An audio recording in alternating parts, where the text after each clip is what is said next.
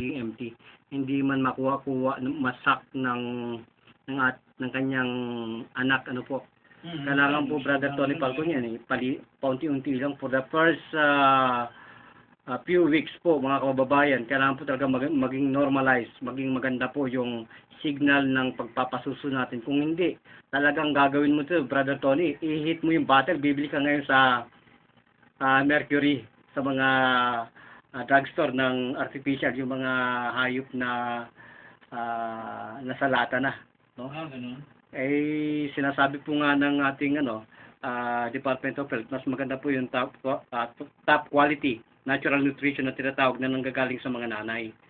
Sapagkat Brother Tony Falcon, yung pangalawa pong disadvantage nito, ito po nga sinasabi na kapag tayo pong mga nanay hindi magpapasuso ng ganitong pamamaraan, in the future, yung pong pag-boost ng immune system, napaka-importante po niyan sa mga bata sa future na darating, baka po sila ay sakitin.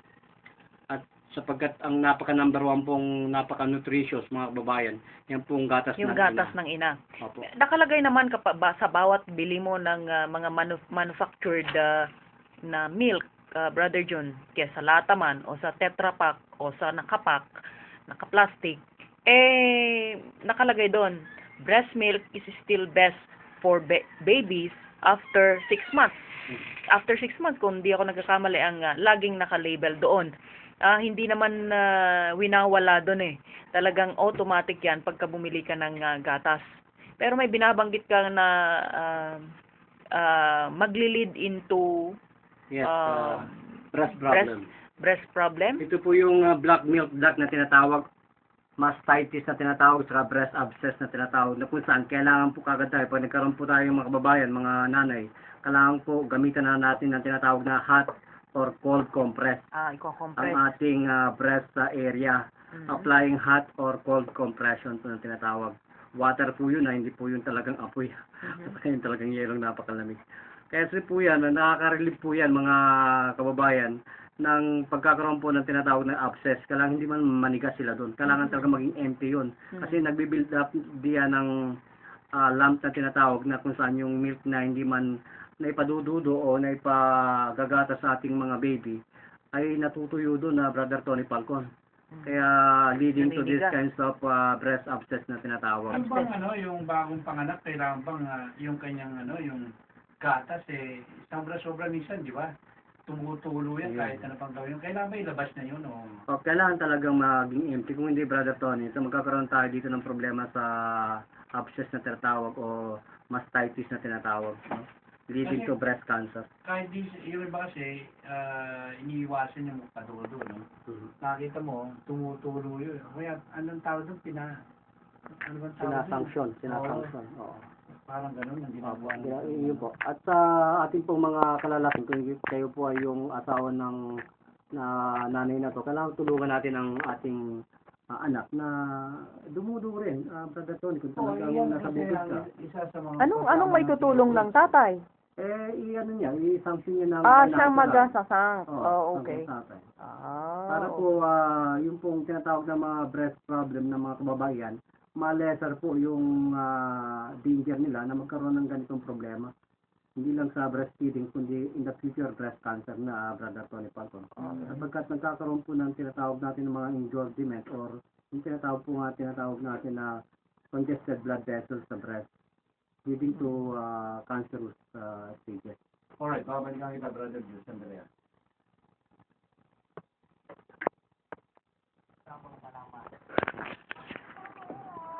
Ang dama ng kulay. Salamat po.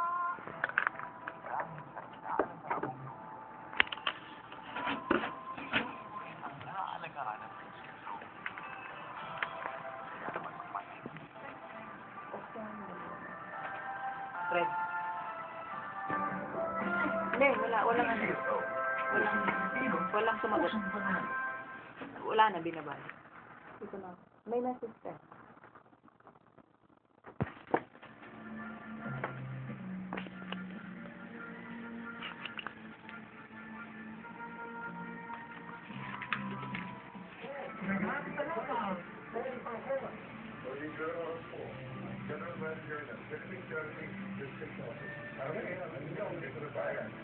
Alright, tuloy-tuloy tayo po yung partner natin sa radio at saka sa telebisyon sa mga serbisyo publiko ng PCSO.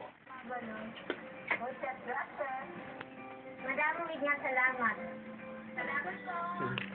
Ng ating mga kababayan, additional pa rin dito sa ating pinag-uusapan, breastfeeding problem. Sige, go ahead. Yes, sa mga nagkakaroon po ng problema sa breastfeeding problem at hindi po masyadong malusog yung ating pong pagbibigay ng gatas sa ating mga anak na bagong silang, ito lang ang magandang malaman natin mga Brother Tony Falcon. Sa food therapy po, marami pong pwedeng kainin natin mga nanay, yung essential fatty acid na tinatawag, saka vitamin and minerals na tinatawag, na kung saan yung mga sore problem, yung pananakit ng mga daddy natin po ay maibsan at malunasan. Yung po yung tinatawag ng mga nuts, mga seed, mga whole grain, Brother Tony Falcon. Kasama na po dyan yung malunggay na tinatawag. Ngayon po, Wala ba na makakain ng ganyan? opo, essential fatty acid ang tawag doon, Brother Tony Falcon, na kung saan pinaniniwalaan po na kapag stimulate ito ng hormones production, diyan po sa ating secretion ng ating pong gatas, diyan po sa ating dede, mga nanay na aking pong binabanggit, magkaroon po tayo ng healthy production. Kasi sapagkat Brother Tony Falcon, napakatindi ng gawain na bilang maging nanay, yung demand nila sa kanilang gawain bilang nanay kung wala silang katulong. Yung stress na yun at saka yung tinatawag natin na anxiety, napaka number one na Brother Tony Falcon. Sapagkat yung tinatawag natin na even yung sila ay talagang enough na yung kanyang resting time, nagkakaroon pa rin sila ng difficulties mga nanay sa pagpuproduce po ng sagana sa gatas sa inyong ina. Kailangan po natin itong tinatawag natin na Yuzhuang therapy. Yun Yan po. ang tatanong ko, kaya bang Number one po yan. tulungan tayo ng Yuzhuang therapy itong problemang ito ng ating mga kababaihan? Number one po yan para sa areola na tinatawag natin, na magkaroon talaga, Brother Tony, ng napaka-healthy na mga tinatawag natin dito ng mga hormonal productions. Sapagkat yung secretion po nito ay manggagaling doon sa pinakang ilalim nito, Brother Tony Falcon. Dapat wala dito mga inflammation.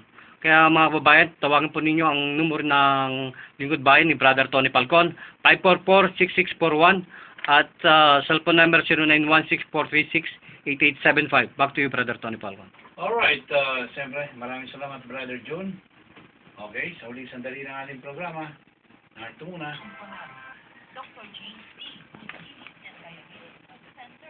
May sugat ka ba? Diabetic ka ba? Magpa-check up ka na. Hininto ang butil. High blood drive stick. Bernard Hugh. Buhay ay pagkala. Play mo yung dyan. Super laki ang May tumawag pa. Alright, tuloy-tuloy tayo. Maraming salamat at congratulations kay Mr. Leonardo Yu, yung ating kaibigan na ika nga po inventor na padala sa saan ba yun, lugar? Saan ba lugar yun? Siliba? Yan, siya po nanalo o nakakuha po yata ng silver medal. Anyway, congratulations sa iyo, Mr. Leonardo Yu. Pagbalik mo, one-on-one ulit kayo ni Tony Falcon. Maraming salamat po sa lahat po ng mga nakinig dito po sa ating programa. Maraming salamat sa mga naging kasama natin, kay partner Bea Corpus, kay Brother June, at kay Grace. Wala na po kaming oras. Ito po yung Lingkod Bayan, Tony Falcon. Mabuhay po kayo. Mabuhay ang sambayan ng Pilipinas. Yun. Narito muna ang pagpapakilala ng aming studio na kung saan kayo nakikinig sa mga oras na ito. Alright.